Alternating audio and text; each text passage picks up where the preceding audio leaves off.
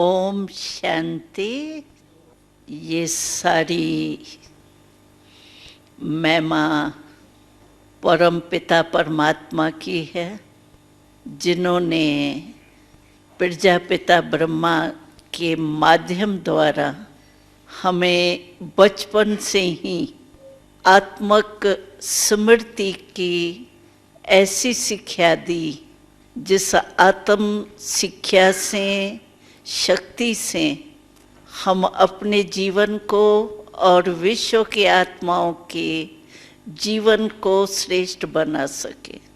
हमें याद है जब हम बोर्डिंग में आए थे, आयु तो छोटी थी और फैमिली भी अच्छी थी, इसलिए बचपन में कोई भक्ति वगैरह की तो थी नहीं, लेकिन हमारा इस ईश्वरीय विश्वविद्यालय में परमात्मा द्वारा भाग्य बना हुआ था जो हमें प्राप्त हुआ।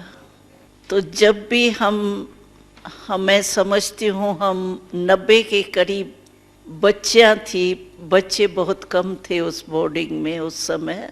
तो जब भी हम मॉर्निंग में उठते थे और उस समय उठते ही पहले तो हम शिव बाबा को याद करते थे, क्योंकि कहावत है कि अगर सवेरे उठ करके कोई अच्छी आत्मा की शक्ल देखते हैं तो सारा दिन बहुत अच्छा बीतता है, और कोई ऐसा वैसा सामने आ जाता है तो फिर सारे दिन पर प्रभाव पड़ता है। इसीलिए हमें पिताश्री ने बचपन से ही ये शिक्षा दी कि सवेरे सवेरे उठ करके पहले तो स्व को स्मृति में लाओ, मैं कौन। आप देखिए सारे दिन में हम 2 शब्द बहुत यूज करते हैं, सभी करते हैं, बच्चा भी बूढ़ा भी सब करते हैं। एक मैं और दूसरा मेरा, ये 2 शब्द कितने बार यूज करते हैं, लेकिन कभी अपने आप से पूछे कि मैं क्या और मेरा क्या। क्या मेरे को मैं तो नहीं समझ के गलती करके बैठे हैं।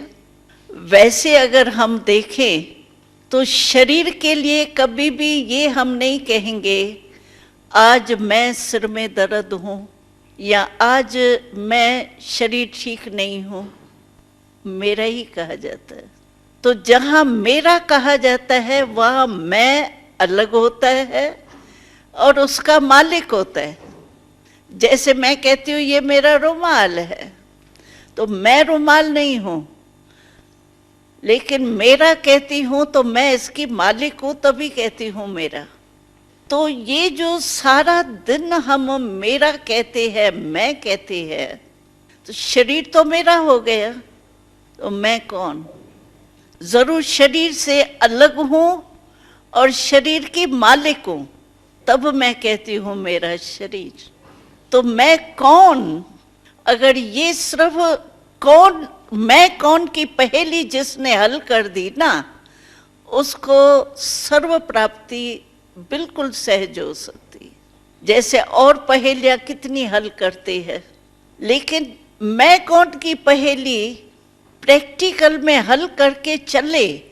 सुना सभी ने है कि आत्मा अलग है, शरीर अलग है, और मैं आत्मा हूँ, शरीर नहीं हूँ, ये भी सुना है। लेकिन हम पूछते हैं कि सारे दिन में मैं आत्मा हूँ, ये स्व की स्मृति रहती है कि बॉडी कॉन्शियस ज्यादा रहता है, देह भान में आ जाते हैं। हमको याद है बनारस में हमारा सम्मेलन हो रहा था, तो वहाँ बनारस के पंडित सारे आए थे उस सम्मेलन में। तो सभी का परिचय हम ले रहे थे, एक एक पंडित जी का परिचय ले रहे थे। तो हमने देखा एक एक पंडित जी ने इतना अपना परिचय दिया, बड़ा जैसे कविता बन जाए, इतना बड़ा परिचय दिया। तो हमने पूछा, तो ये मैं का परिचय है या मेरे का परिचय? मैं कौन? मैं आत्मा हूं। ये तो शरीर का परिचय आपने दिया, ये इतने वेद पढ़े, इतने शास्त्र पढ़े, इतने टाइटल मिले, इतने ये मिले, बहुत अच्छा कविता के रूप से ही वो बोल रहे थे, सुंदर लग रहा था। लेकिन मैं आत्मा हूं, ये स्मृति कितना समय रहती है? और आत्मा समझने से ही स्व की शक्ति आ जाती है। अगर मैं अपने आप को ही नहीं समझूं तो मेरे में वो शक्ति कैसे आएंगी? जैसे कोई वकील है, कोई जज है, कोई इंजीनियर है, अगर अपने को समझे ही नहीं कि मैं डॉक्टर हूँ या इंजीनियर हूँ, तो वकील हूँ, जज हूँ, उसकी शक्ति आ ही नहीं सकती।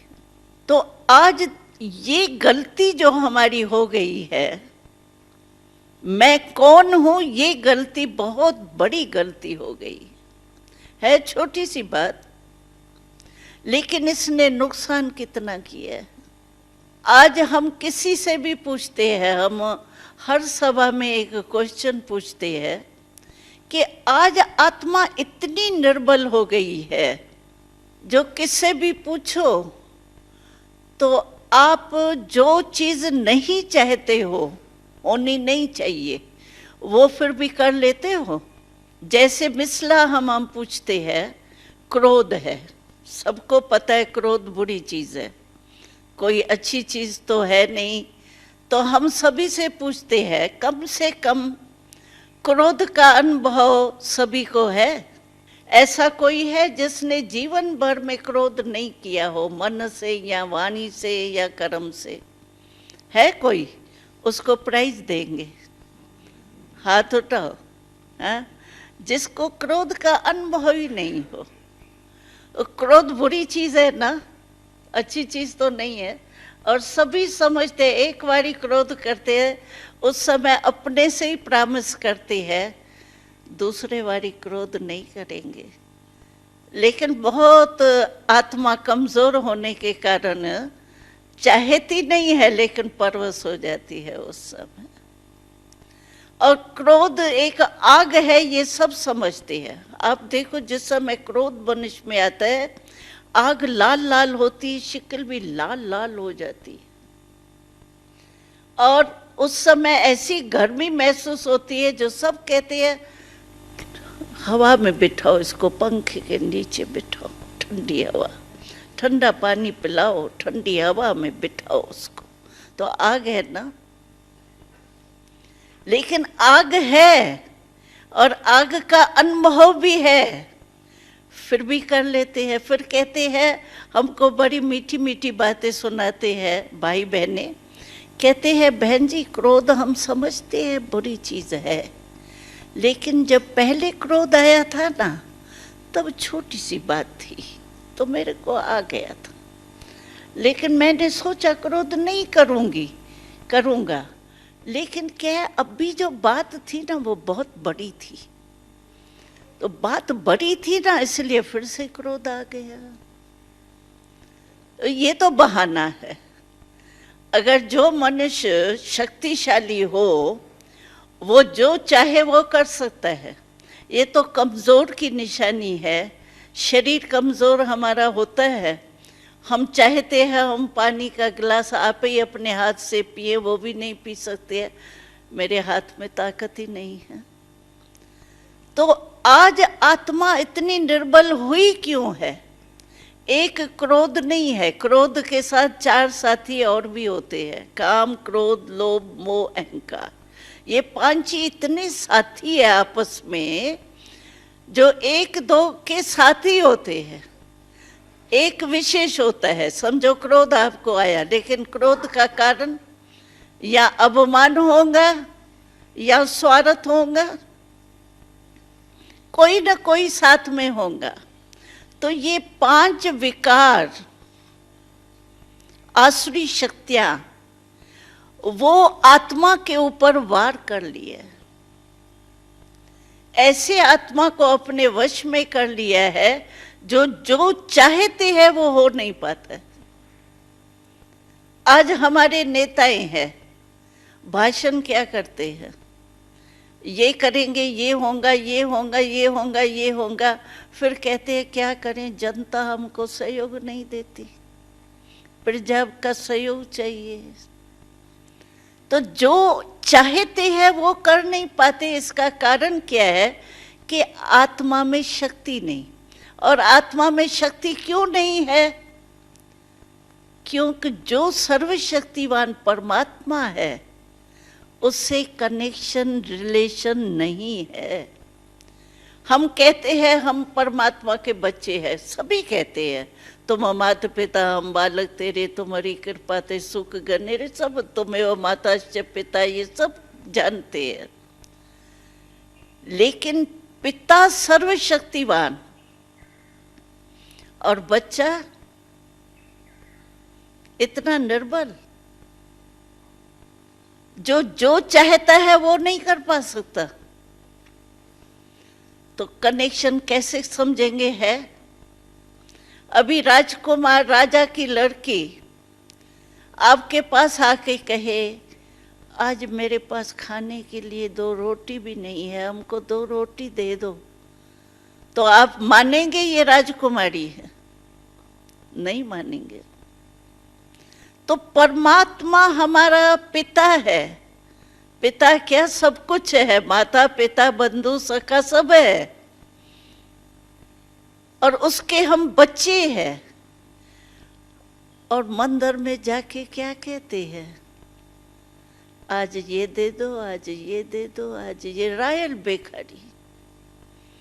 वो भिखारी नहीं, लेकिन मांगने वाले को भिखारी कहा जाता है। रॉयल भिखारी बन गए बच्चे। आज ये दो, आज ये दे दो, आज शक्ति दे दो, आज ये जीत प्राप्त करा लो, आज ये करा लो, आज ये करा लो। क्यों? कारण क्या? रिलेशन होता तो ये नहीं हो सकता, कनेक्शन होता नहीं हो सकता।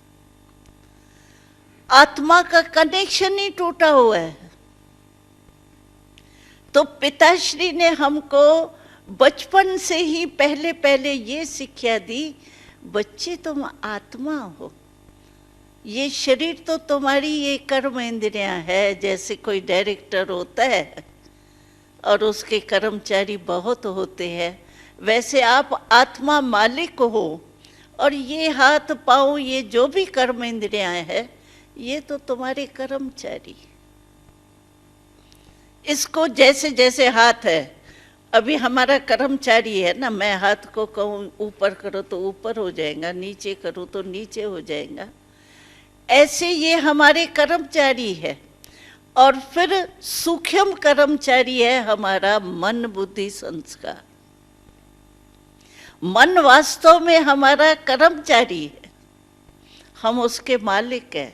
कहते हैं ना, मेरा मन आज बड़ा उदास है, आज मेरा मन बड़ा परेशान है। मेरा कहा तो मैं अलग है ना। लेकिन आज आत्मा अपने को शक्तिशाली नहीं समझने के कारण ऐसी निर्बल हो गई है, जो मन चला रहा है। जैसे नौकर मालिक को चलावे तो क्या हालत होगी मालिक की, ऐसे अगर आत्मा अपने को इतनी निर्बल बना चुकी है, जो मन उसको चला रहे हैं। कहते मन नहीं मानता है ना बहन जी, बहुत अच्छा लगता है, लेकिन मन नहीं मानता है ना। समझते हैं नहीं ये करे, फिर भी मन उस तरफ ले जाते हैं, तो माना कमजोर है ना।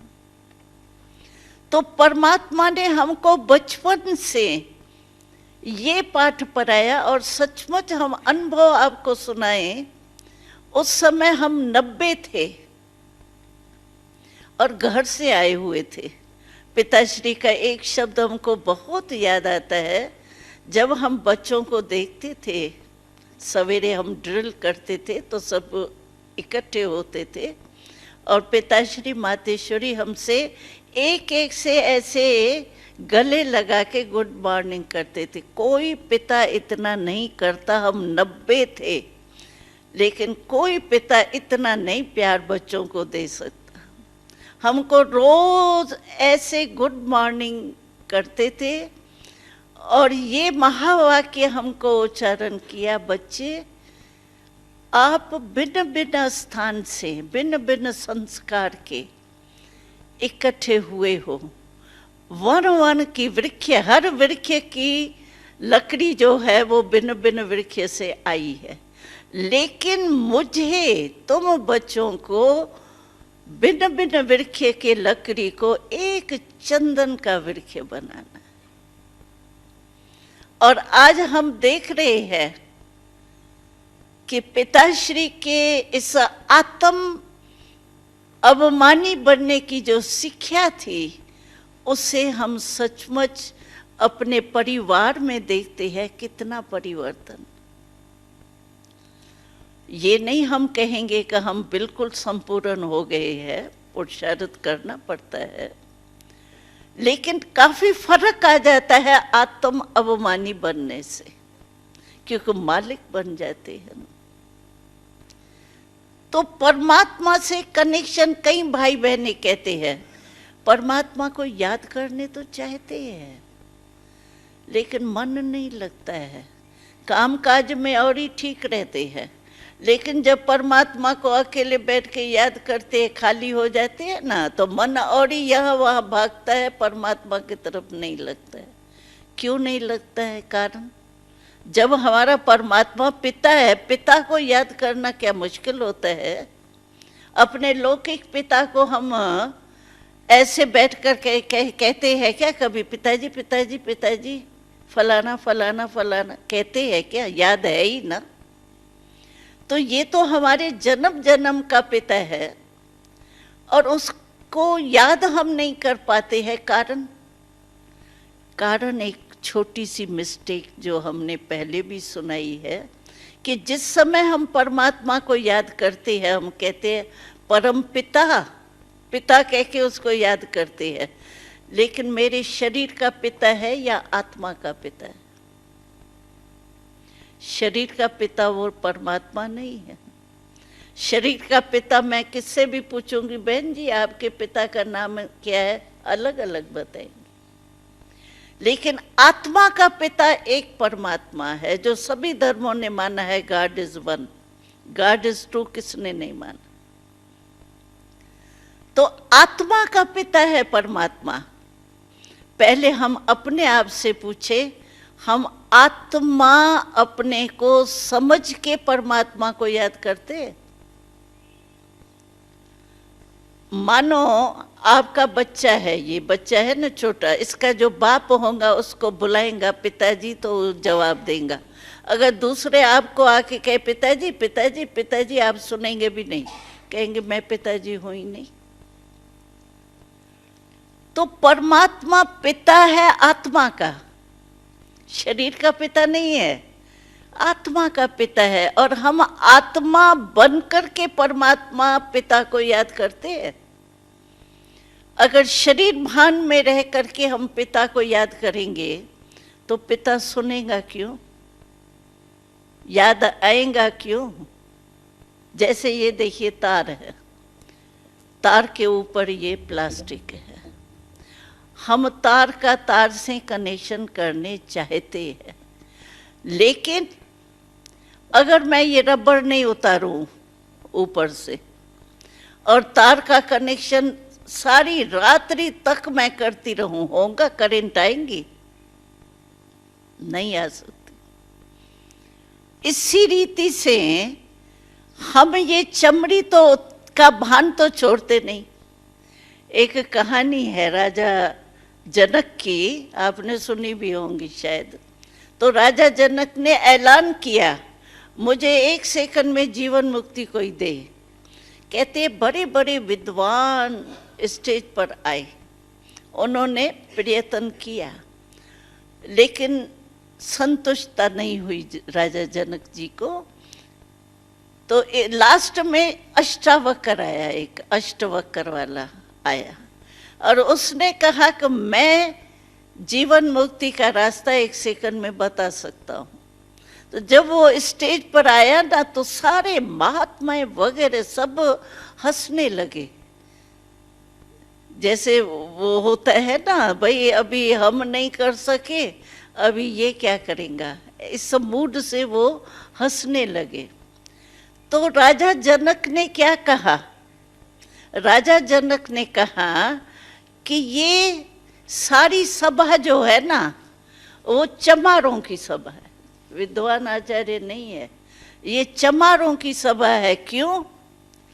क्योंकि मेरे चमड़ी कोई देख रहे हैं ना, अष्टावकर, 8 वकर किसमें है? शरीर में है ना, आत्मा में तो रही है। तो कहा, अष्टावकर ने कहा ये सब चमारों की सभा है। तो आजकल भी है क्या? 2 चीज कहते हैं आजकल बहुत प्रसिद्ध है, एक चमड़ी, दूसरी दमड़ी। पैसे को कहते हैं दमड़ी, दमड़ी और चमड़ी ये प्रसिद्ध है। तो आज चमड़ी के तरफ ही मनुष्यों का अटेंशन है, अपने को समझते ही शरीर है। इसीलिए जो परमात्मा से हमारा रिलेशन, कनेक्शन होना चाहिए वो होता नहीं है, इसीलिए वो याद आता ही नहीं है। और जब नहीं याद आता है तो देखो, एक आस्तिक बन गए, एक नास्तिक बन गए, कहते हैं लगता ही नहीं है, क्या है, याद ही नहीं आता है, क्या करना है, ऐसे नास्तिक बन गए। लेकिन वास्तव में ये हमारी गलती है। पिताश्री ने हमारे पहले ये गलती ठीक की, आप आत्मा हो, आप शरीर नहीं। और हम 1-2 को देखते भी थे ना, बस आत्मा आत्मा को देख रही है, और आत्मा हमारी इस भ्रिकुटी के बीच में रहती। जैसे कुटिया में तपस्या के लिए बैठते हैं ना, तो ये भी कुटिया है, एक भ्रिकुटी है, इसमें आत्मा निवास करती है। तो हमेश पिताश्री ने हमको पहला पाठ ये पढ़ाया, तुम आत्मा। और आत्मक दृष्टि से हम देखते थे, इतना प्यार 1-2 के प्रति आता था। अभी कहते हैं ब्रदरहुड, भाईचारा, किस नाते से भाईचारा है? पहले ये फाउंडेशन तो ठीक हो। भाईचारा इसलिए होता ही नहीं है, कहते हैं सिख ईसाई भाई भाई, हिंदू मुस्लिम भाई भाई। भाई भाई कैसे हैं हम? किस नाते से हम भाई भाई है? परमात्मा पिता के नाते से ही भाई भाई है ना, वैसे तो भाई भाई है ही नहीं। लेकिन आत्मा ही नहीं समझते, परमात्मा को बाप से कनेक्शन ही नहीं है, तो भाई भाई की वृत्ति ठहरती कहाँ है? लड़ाई लड़ाई झगड़ा होता रहता है। इसीलिए यहाँ पहला पाठ ये आत्मा का पक्का करो। आत्मा हूं मैं। जिस समय भी आप मैं शब्द यूज करो ना, तो सहज तरीका है याद करने का। जिस समय भी आप मैं शब्द यूज करो, उस समय सोचो मैं कौन? मैं आत्मा हूं। तो आत्मक स्मृति से क्या होगा? आपका दृष्टिकोण बिल्कुल बदल जाएगा। आत्मा आत्मा को देखेंगी, भाई भाई का जो ब्रदरहुड कहते हैं, वो ब्रदरहुड की स्मृति बहुत अच्छी आएगी। और इसको पक्का बीच बीच में चेक करो। क्या होता है? मेडिटेशन करते हैं, परमात्मा को याद करते हैं, फिर काम काज में चले जाते हैं ना, तो न सोल कॉन्शियस होते हैं, न बॉडी कॉन्शियस होते हैं, सिर्फ एक्शन कॉन्शियस हो जाते हैं बस। कोई बुरा नहीं सोचते हैं, एक्शन कॉन्शियस, कर्म कॉन्शियस, कर्म में इतने लग जाते हैं। लेकिन कर्म करने वाली मैं आत्मा हूं, इस कर्म इंद्रियों से कर्म कराने वाली मैं आत्मा हूं, मालिक हूं, ये याद रहे तो बिल्कुल हमारा दृष्टिकोण बदल जाए। ये जो ईर्ष्या आजकल है, क्या व्यर्थ संकल्प इतने चलते, ईर्ष्या, हसद, क्रोध, भेदभाव, ये जो भी कुछ लड़ाई झगड़ा होता है, इसके कारण अगर अपने भाईचारा याद रहे, आत्मा आत्मा भाई भाई है, अगर ये याद रहे तो ये कुछ भी नहीं। हम तो सभी को कहते हैं, आप पीस कॉन्फ्रेंस इतनी करते हैं, इतना खर्चा होता है पीस कॉन्फ्रेंस में, तो पीस जितनी पीस कॉन्फ्रेंस की है उतने ही पीसेस होना बड़ा है। पीस कॉन्फ्रेंस से पीस नहीं हुई है, पीसेस जरूर हुए हैं। इससे क्यों नहीं, अगर हम अपने दृष्टिकोण को बदलें तो जैसी दृष्टि वैसी सृष्टि कहा जाता है। आज दृष्टि ही हमारी बॉडी कॉन्शियस की है, उसमें ईर्ष्या, क्रोध, लोभ, मोह सब आ जाता है। क्योंकि वास्तव में आत्मा में ये विकार नहीं है। तो कई क्वेश्चन पूछते हैं, आत्मा में फिर विकार आए कहाँ से? जब आत्मा निर्लेप है इनसे, फिर आत्मा में विकार आए कैसे? तो हम बताते हैं ये संग का रंग है विकारों का। जैसे देखो, पानी तो सभी पीते ही है, देखा है, ये बोतलें भी रखी हुई है, तो पानी है, पानी की ओरिजिनल नेचर शीतल है। जब आग लगती है सबको क्या याद आता है? पानी शीतल है। उसी पानी को आप गैस पर रख दीजिए 10 मिनट और फिर उस पानी को यूज करो आप, तो पानी अपना निजी संस्कार शीतलता का छोड़ देता है। लेकिन आग के संग में रहने से वो भी अगर आपके शरीर पर लग जाएगा तो आपका जलाएगा, चमड़ी जलाएगा। कारण क्या हुआ? आग के संग का रंग लग गया।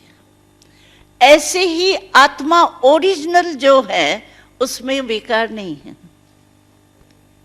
क्योंकि परमात्मा की संतान है ना। परमात्मा को दुख करता कहते हैं क्या? सुख करता कहते हैं ना। सुख का सागर कहते हैं, शांति का सागर कहते हैं, आनंद का सागर कहते हैं। तो उसके हम बच्चे आत्माएं, वो भी तो वही होंगे ना। ये तो काम, क्रोध, लोभ, मोह, अहंकार, इन विकारों के संग के रंग में आने के कारण मनुष्य आत्मा इतनी दुखी, अशांत, परेशान हो गई। और परेशानी होती किसमें है? मन में ही परेशानी होती है। कहते हैं टेंशन, बहुत टेंशन। हम कहते हैं जिस समय आपको टेंशन आवे ना, बहुत सहज तरीका है, टेंशन के आगे आप ए लगा दो, ऐड कर दो, तो क्या हो जाएगा? अटेंशन। हाँ, अटेंशन कहाँ जाएगा? परमात्मा की तरफ। तो परमात्मा की तरफ अटेंशन जाने से आत्मा में क्या आ जाएगा? सुख और शांति आ जाएंगी, स्मृति आ जाएंगी, तो टेंशन खत्म हो जाएगा। जैसे अभी रोशनी चाहिए हमको, स्विच ऑन करते अंधकार आप ही भाग जाता है, कोई टोकरे भर के थोड़ी बाहर फेंकते, हो जाता है ना, बस स्विच ऑन किया, रोशनी आ गई। ऐसे ही अगर हम अटेंशन हमारा परमात्मा के तरफ चला जाए, टेंशन खत्म हो जाता है, क्योंकि उससे शक्ति मिलती है ना। टेंशन होता है इसीलिए क्योंकि आत्मा निर्बल हो जाती है ना। जो भी समस्या आती है उसमें समझ नहीं सकती है, ताकत ही नहीं होती है समस्या को पार करने की। निर्णय शक्ति अपना काम ही नहीं करती है। समस्या होती छोटी है लेकिन उसको बड़ा हो जाता है। क्यों? उसको ही सोचते रहते हमने, ये क्यों हुआ, ये क्या किया, ये कौन है जो ऐसा कहता है, ये कब तक होगा, ये कह में ही लग जाते हैं। भविष्य को कैसे ठीक करें वो याद नहीं आता, जो हो चुका ना उसको ही सोचते रहते हैं। क्या करें आगे के लिए वो दिमाग में नहीं आता है। इसीलिए आत्मा कमजोर होने के कारण निर्णय शक्ति ठीक ही नहीं होती, और निर्णय शक्ति ठीक न होने के कारण हाँ के बजाय ना, ना के बजाय हाँ हो जाता है। रिजल्ट क्या होता है? दुख और अशांति, टेंशन। तो टेंशन फ्री लाइफ मनुष्य के लिए कहते हैं हीरे जैसा मनुष्य तन है, और आज क्या मनुष्य तन हीरे जैसा है? अभी तो चन्ने फिर भी ठीक है, चन्ने से भी बदतर हो गया, ऐसे ऐसे ऐसे करके चन्ने बून जाते। क्या मनुष्य की हालत हो गई है। लेकिन कारण एक छोटी सी गलती है, जो मैं कौन की पहेली को हल नहीं किया। और मैं कौन, मैं आत्मा हूं, इसको अगर हम याद कर लें तो ऑटोमेटिकली परमात्मा से कनेक्शन होने से हमारे में शक्ति आएंगी, और जब शक्ति हमारे में होती है तो जो चाहे वो कर सकते। निर्बल की निशानी है, जो चाहते हैं वो नहीं कर। सभी कहते हैं चाहते तो नहीं है, भ्रष्टाचार करना बुरा तो लगता है, लेकिन बहन जी इस जमाना ऐसा है, बिना भ्रष्टाचार के चल ही नहीं सकते, क्रोध के बिना चल ही नहीं सकते, करना ही पड़ता। तो ये शब्द किसके है? परवश के। शिव बाबा ने हमको शक्ति दी है, उस शक्ति के आधार से आती जरूर है समस्याएं। ऐसे नहीं है समस्या नहीं आएंगी, समस्या आएंगी, क्योंकि कलयुग है। कलयुग माना ही कल है, कलेश का युग माना समय। जैसे गर्मी की सीजन होती है तो हम कहें गर्मी की सीजन बदल जावे, सीजन नहीं बदलेंगे। हाँ, हमको उसका बचाव है, पंखा चलाओ, एयर कंडीशन लगाओ, ये करो, हम उससे गर्मी के सीजन से बच सकते हैं साधन से, लेकिन मौसम नहीं बदलेंगे। तो कलह युग है, कलह युग में कलह कलेश नहीं हो, ये हो ही नहीं सकता। हमारे सामने भी आएंगे, लेकिन परमात्मा से जो शक्ति मिलती है ना, जैसे क्रोध है, क्रोध को जीतने के लिए चाहिए सहन शक्ति। अगर मेरे में सहन शक्ति है तो मेरे में क्रोध नहीं आएगा। सहन शक्ति के आधार से मैं उस समस्या को सहन कर लूंगी। क्योंकि क्रोध आता क्यों है? कोई इंसल्ट करता है, कोई बात नहीं मानता है, कोई जो हम समझते हैं नहीं होता है तो क्रोध आता है।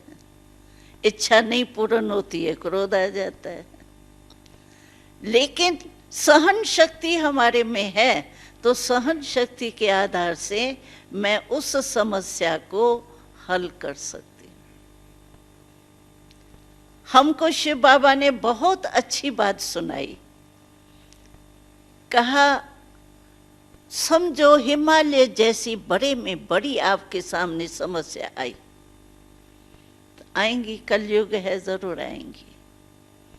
लेकिन आप आत्मा हो ना, आत्मा अगर परमात्मा के याद में बैठती है तो परमात्मा से शक्ति लेकर के आत्मा में जब शक्ति आ जाती है तो आत्मा उड़ती है, याद से, मन से परमात्मा तक पहुंचती है।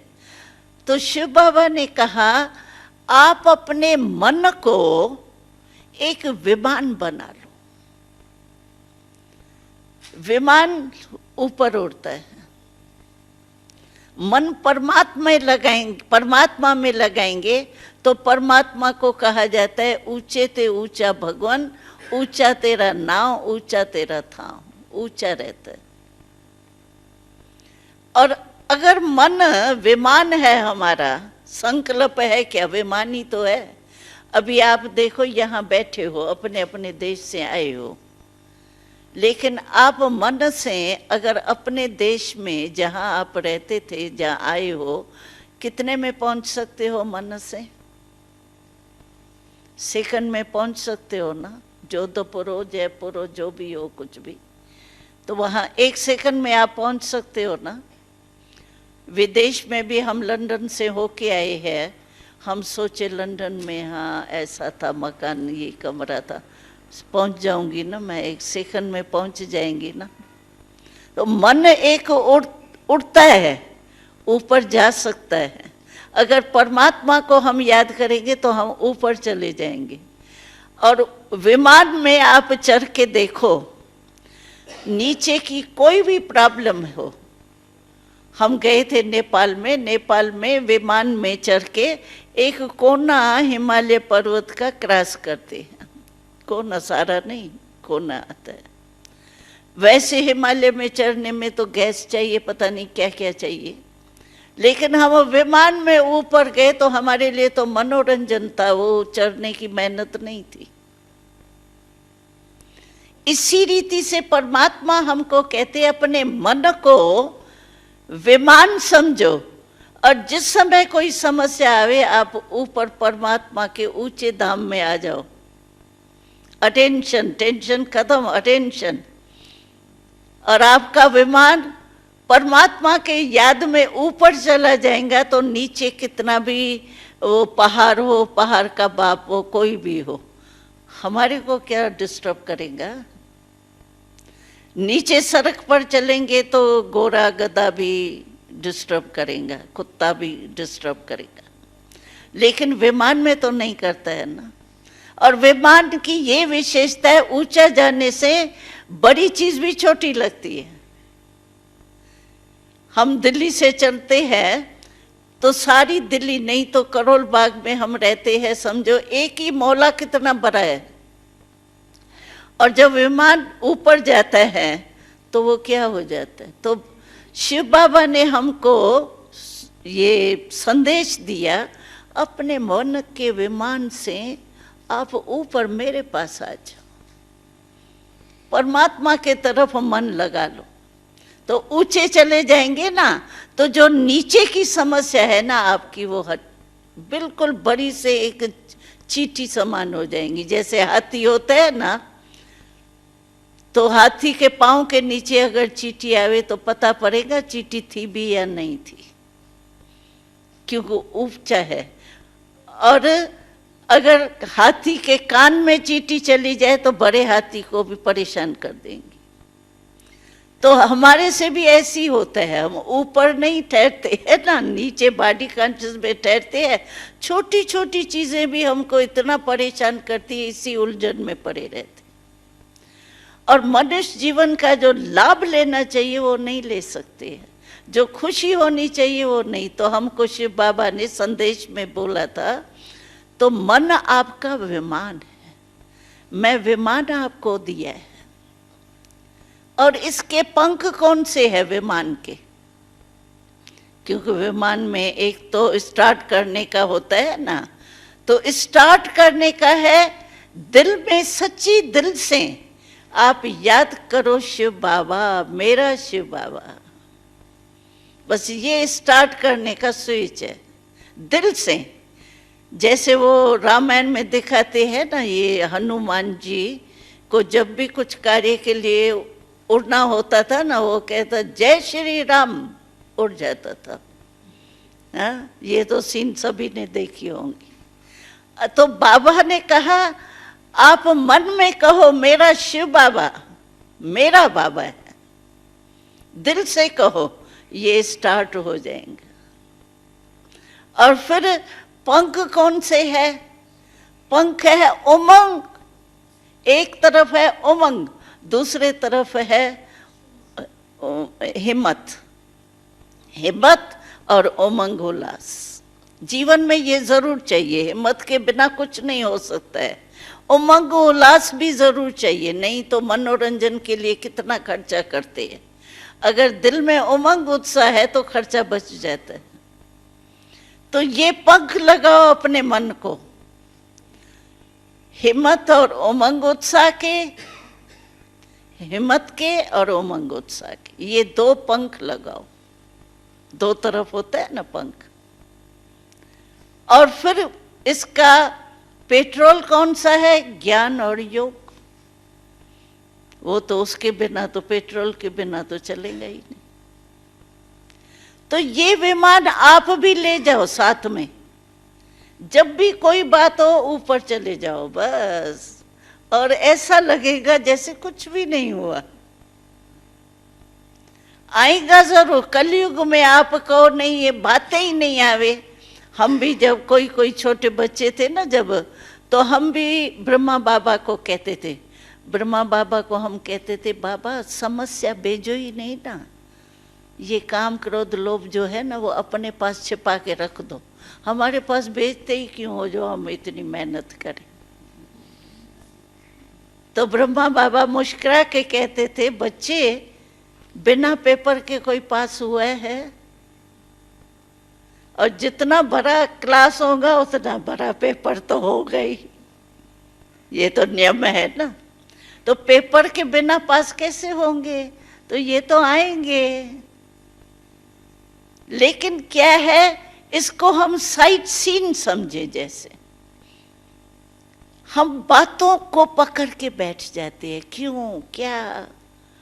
हम हंसी की बात एक सुनाते हैं आपको। मातेश्वरी थी ना, हम छोटे बच्चे थे, मातेश्वरी श्री सरस्वती का फोटो तो देखा होगा आपने। तो मातेश्वरी छोटे बच्चे थे ना, हम तो 9-10 साल के, हमारी जो टीचर्स थी ना वो 15-16 साल की, तो हम कितने छोटे होंगे ना, 10 साल के, 9 साल के, 8 साल के इतने थे। और मम्मा हमको बड़ी सरल भाषा में बोलती थी।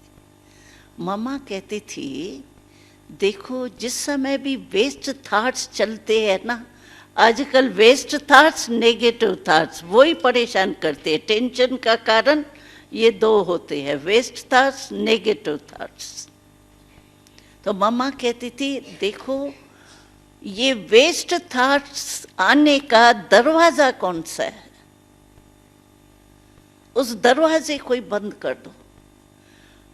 तो मम्मा समझाती थी, नेगेटिव और व्यर्थ संकल्प का जो गेट है ना, वो है पहले आता है क्यों, क्यों, ये क्यों हुआ, ये क्यों कहा, ये क्यों किया, ये क्यों आता है। और क्यों एक शब्द आने से उसकी क्यों लग जाती है। अब इस क्यों को बंद करो, और क्यों के बाद अगर हम चलने देते हैं तो 5 शब्द आते हैं, क्यों, क्या, कौन, कब, कैसा। ये 5 शब्द आते हैं, वेस्ट थॉट्स में आते। तो मम्मा हमको कहती थी, ये कह के जो शब्द है ना, 5 में कह आता है, देखो। तो मम्मा कहती थी, कह कौन करता है? कौवा, कौवा करता है ना। तो मम्मा कहती थी, कौवा अच्छा लगता है आपको? कौवा लगता है अच्छा? नहीं लगता ना, काला काला कह करके तंग कर देता है। तो मम्मा कहती थी, तुम कौवा बन जाएंगी। कौवा नहीं बनो, तुम होली हंस बनो। हंस क्या होता है? सफेद, कितना अच्छा लगता है हंस, देखो तो। और हंस की विशेषता क्या है? रत्न और कंकड़ को अलग करता है, परखने की शक्ति होती है उसमें। कंकड़ को फेंक देता है, रत्न को चुगता है। तो मम्मा कहती थी हमको, तो बच्चे तुम कौवा नहीं बनना, तुम होली हंस बनना। तो हंस जो स्मृति में आएगा ना, तो आपका कर्तव्य भी वही चलेगा। नहीं तो कह करती रहेंगी, वो पूरा होता ही नहीं है। 1 मास के बाद भी गाली देने वाला मेरे पास आएंगे, कहेंगे ये है कौन, क्या समझता है अपने को, क्या किए आएगा। इसीलिए हमको ये जो आत्मक शिक्षा मिली, उससे हम समस्या को हल कर सकते। और दृढ़ता, कोई भी हम काम करें ना, क्यों नहीं हमारा काम ठीक होता है? संकल्प बहुत अच्छे करते हैं हम, ये करेंगे, फिर ये होगा, बहुत अच्छे प्लान बनते हैं, अच्छे संकल्प चलते हैं, लेकिन वो संकल्प पूरे नहीं होते हैं हमारे। अच्छे संकल्प क्यों नहीं पूरे होते हैं? सफलता क्यों नहीं मिलती है? कारण क्या होता है? पहले हम सोचते हैं ये करेंगे, ये होगा, इस प्लान बनाते हैं, फिर साथ में ये भी संकल्प आ जाता है, करते तो है, पता नहीं क्या होगा, ठीक होगा नहीं होगा। अपने में, अपने आप में ही संकल्प संशय पैदा हो जाता है। ये पता नहीं क्या होगा, पता नहीं सफलता मिलेंगी नहीं मिलेंगी, अच्छा कर तो रहे हैं तो ताकत कम हो गई ना। और संशय बुद्धि विनशंति, निश्चय बुद्धि विजयंती। तो अपने में ही निश्चय कम हो जाता है, अपने में ही संशय पैदा हो जाता है। पता नहीं पता नहीं, हमको शिव बाबा हंसी में कहता है पता नहीं कहते हो ना, तो ये जो सृष्टि वृक्ष है ना, उससे तुम्हारा पता ही कट जाएगा। पता नहीं क्यों कहते हो, पता रखो ना, क्यों त्रिकालदर्शी है, पता रखो ना, क्यों नहीं अच्छा होगा। अगर मेरी वृत्ति अच्छी है, दृष्टि अच्छी है, क्यों नहीं रिजल्ट अच्छी होंगी। दृढ़ता रखो ना। तो अपने में ही संशय जो पैदा हो जाता है ना, वो हमको कमजोर कर देता है। इसीलिए जो हम समझते हैं सफलता मिलनी चाहिए, वो सफलता नहीं मिलती। अगर हमको सफलता चाहिए किसी भी बात में, कोई हल्का सा काम भी है उसमें भी सफलता तो हर एक को चाहिए ना, लेकिन दृढ़ता से वो काम करो। संकल्प नहीं करो पता नहीं कर तो रहा हूं, होगा नहीं होगा। पहले ही अपने में कमजोरी बढ़ दी तो कदम क्या उठेगा। दृढ़ता रखो ना। हमको अनुभव है दृढ़ता का। मिसाल मैं सुनाती हूँ, पता नहीं टाइम कितना हो गया है। टाइम अच्छा, मैं प्रैक्टिकल एक मिसाल सुनाती हूँ।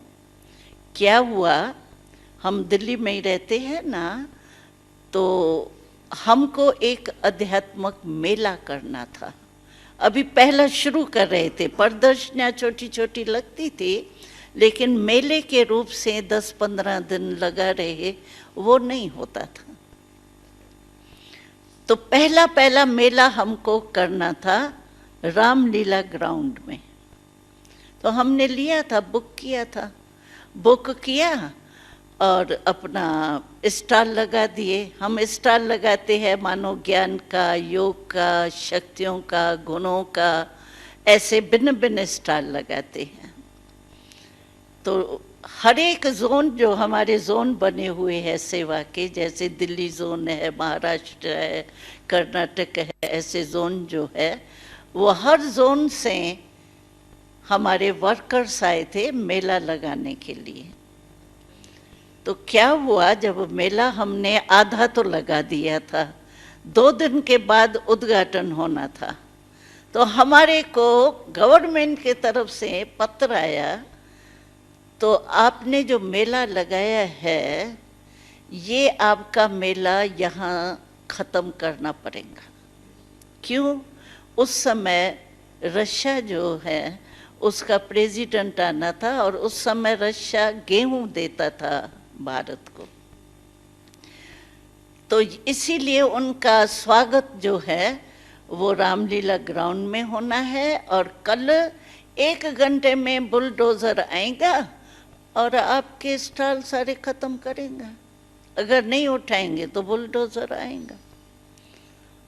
हमने ये पत्र देख करके, भाई छुट्टी से हमने किया था, लेकिन हमको ये लिखत में होता है तो शायद कोई बड़ा आदमी आएगा तो आपको खाली करना पड़ेगा, वो अटेंशन हमारे को नहीं गया था।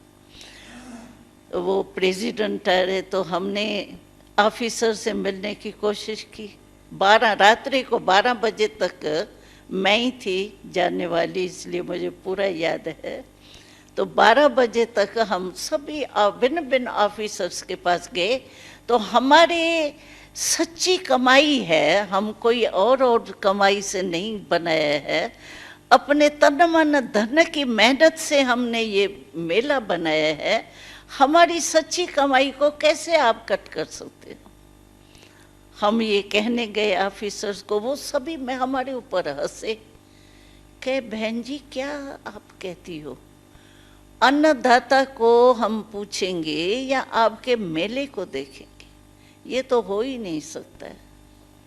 12 बजे तक हमको सभी ने यही जवाब दिया, ये हो ही नहीं सकता है। हमने कहा हम दृढ़ संकल्प में थे, क्यों हमारी सच्ची कमाई का जा ही नहीं सकता है। लेकिन बात तो वही थी कि कल बुलडोजर आएगा, 1 घंटे में खत्म हो जाएगा। तो देखो अचानक ही शिव बाबा बुद्धिवानों की बुद्धि है क्या किया, और हमारा दृढ़ संकल्प था। हम सब रात्रि सारी रात योग में बैठे। तो क्यों बाबा हमारा ये कमाई इतना धन हमारा व्यर्थ चला जाएगा। तो देखो क्या होता है, दृढ़ता से सफलता कैसे मिलती है। अचानक ही ये बात इंदिरा गांधी जी प्राइम मिनिस्टर थी, उसके पास पहुंच गई ये बात। तो भाई इनों का मेला लगा हुआ है और उसको हटाना पड़ेगा, और ये ऐसे कहते हैं। तो हमको शिव बाबा ने, ये योग में हम बैठे थे ना, तो शिव बाबा ने हमको संदेश भेजा, तो आप डरो नहीं, आप और ही अपने गाइड्स भेज दो, जो भी चित्र नहीं लगे ना वो भी लगा लो। भाई कल तो बुलडोजर आना है, चित्र भी लगाए, हैंड्स भी भेजे, रात्रि को टाइम था। बाबा ने डायरेक्शन दिया, हमारे सारे गाइड्स जो है वो वहाँ चले गए, चित्र लगाए। तो इंदिरा गांधी जी के पास जो ये संदेश पहुंचा, तो उसने क्या किया, 2 सीआईडी के ऑफिसर भेजे। हमको पता नहीं सीआईडी क्या है या क्या हुआ। तो वो 2 ऑफिसर आए, उन्होंने देखा कि ये तो इनके तो हैंड्स बहुत है। तो इतने हैंड्स देख करके उन्होंने कहा, इतने हैंड्स है, अगर वो आया भी रशिया का प्रेसिडेंट और ये काले झंडे दिखा देवे इतना लश्कर, तो उसकी तो इंसल्ट हो जाएंगी। ये उन्हों को समझो संकल्प आया। और दूसरी बात क्या थी, बंगाल का ये कलकत्ता का स्टॉल था हमारा, उसमें देवी आ गई थी, वो नहीं दुर्गा अम्बा की देवी मूर्ति बन के आई हुई थी। हमने फिट नहीं की थी अभी, लेकिन नीचे रखी थी सजी सजाई। और दूसरा उनको ये संकल्प आया, तो ये देवी को बुलडोजर लगेगा तो ये तो अपसोन हो जाएगा, तो ये तो ठीक नहीं है। तो ये 2 बातें उन्होंने जाके इंदिरा गांधी को सुनाई। तो भाई हमको तो ये 2 बातें ऐसे लगी। तो हम योगी कर रहे हैं, हमको कुछ पता नहीं सीआईडी के आए नहीं आए, ये हम लोग अपने काम में बिजी। तो क्या हुआ, जब सुबह हुआ तो सुबह को क्या देखा हमने कि सारे पेपर्स जो थे ना, उसमें फर्स्ट पेज में बड़े बड़े अक्षरों में ये आया कि ब्रह्मा कुमारियों के मेले के कारण प्रेसिडेंट का स्वागत लाल किले में होगा, रामलीला ग्राउंड में नहीं होगा। देखा, ये है बाबा की और दृढ़ता की कमाल। हमने कहा ये क्या हो गया, देखो दृढ़ संकल्प रखा हमने, और बाबा ने उसके बुद्धि को, बुद्धिवानों की बुद्धि है ना, हमको थोड़ी करेगा, किसी द्वारा करेगा ना। और नहीं तो अखबारों में हम अगर बड़े अक्षरों में डालें, कितना हमारा खर्चा होता, डाल सकते थे। लेकिन सारे अखबारों में फर्स्ट पेज और बड़े बड़े अक्षरों में आए। तो ये किसकी कमाल है। दृढ़ता से सफलता अवश्य होती है, इसमें हमको संशय नहीं करना चाहिए। पता नहीं पता नहीं पता नहीं पता नहीं, नहीं ये तो नहीं होगा, ये तो नहीं होगा, ये तो नहीं होगा, ये नहीं करना चाहिए। दृढ़ता तो दृढ़ता, बस 100% होना ही है। हमको शिव बाबा कहता है ये नहीं कहो, होगा, देखेंगे, सोचेंगे, गे की भाषा नहीं करो, होना ही है। ये है दृढ़ संकल्प की भाषा। गे की भाषा तो बाबा के हंसी में कहता है, ये छोटे बच्चे नहीं वो बांध देते हैं, उसको गिरता है ना, गे करता है, तो बाबा हंसाता है हमको, गे क्यों करते हो, छोटे बच्चे हो क्या। तुम दृढ़ संकल्प करो, दृढ़ संकल्प से सफलता नहीं हो, ये हो ही नहीं सकता है। तो हमने अनुभव किए हैं। 67 साल हो गए हैं, आप सोचो कितने अनुभव हुए होंगे हमको। और उस अनुभव के आधार से हम आपको कहते हैं कि दृढ़ता की चाबी आप अपने साथ ले जाओ। जैसे दादी ने आपको शाल दी ना सौगात, तो शिव बाबा की दृढ़ता, ये चाबी लेके जाओ। और ये चाबी आपको सफलता अवश्य दिलाएंगी, क्योंकि हम लोगों ने ये बहुत अनुभव कर लिए। तो आपको भी हम शिव बाबा की तरफ से ये दृढ़ता की चाबी देते हैं। इस चाबी को कभी भी मिस नहीं करना, क्योंकि माया है ना, तो माया को इस चाबी से बहुत प्यार है। वो कहाँ न कहाँ चोरी कर लेती है किसी न किसी बात से। इसीलिए माया भी इस चाबी के पीछे पड़ती है ना। इसलिए आप दृढ़ता की चाबी खोना नहीं, एकदम सदा रेडी रखना। बस कोई भी बात हुई चाबी लगाओ और दृढ़ता पाओ, कोई कमी नहीं पड़ेगी। क्योंकि हम सब के 6 लाख परिवार चल रहे हैं। और बाबा हमेशा आप बच्चों जैसे आते हैं ना, तो आप सभी बच्चों के प्रति शिव बाबा ने बहुत सुंदर कमल का पुष्प सौगात दी। और कमल का पुष्प भी चमकता हुआ। कमल के पुष्प में ऐसे ऐसे होती है ना, तो वो शक्तियाँ, जो हमारी सर्व शक्तियाँ हैं ना, वो एक एक कमल के उसमें पत्ते में शक्तियों चमक रही है। ऐसा गुलाब का पुष्प आप सबके प्रति शिव बाबा ने गिफ्ट दिए। तो जब भी कुछ भी बात आवे ना, कमल को सामने रखना, कमल पुष्प को। कमल पुष्प की विशेषता क्या है? जल में रहते जल से न्यारा, एक बूंद प्रभाव नहीं डालती। कीचड़ में रहते कीचड़ से न्यारा। तो आप सबको भी शिव बाबा की तरफ से वो सर्व शक्तियों से चमकता हुआ कमल का पुष्प गिफ्ट है, वो साथ में ले जाना। चाबी भी ले जाना, कमल का पुष्प ले जाना। जब भी कोई भी बात आवे, आप कमल पुष्प से भेंट अपनी करना। मैं भी न्यारा और प्यारा, परमात्मा का प्यारा, और ये जो भी विघ्न वगैरह आते हैं उससे न्यारा और परमात्मा का प्यारा। तो आपकी हीरे तुल्य जीवन प्रैक्टिकल अनुभव होंगी। ओम शांति।